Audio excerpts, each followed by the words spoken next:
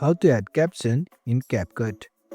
I will show you how to do it step by step. Let's get started. Open your Capcut application. Tap on New Project. Select your desired video. Then tap on Add. Now you can see your video on the timeline. To add caption, you have to tap on Text. You can type a caption and place them where you want. You can also customize with font, color and animation. You can adjust the duration to sync the time with your videos. For that, you have to just click on Auto Caption and tap on Generate. Then tap on Export, choose the best resolution and save your video. And that's it. Now you know how to add caption in Capcut easily.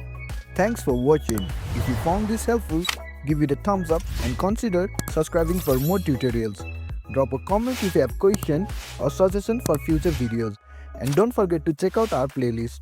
See you in the next one.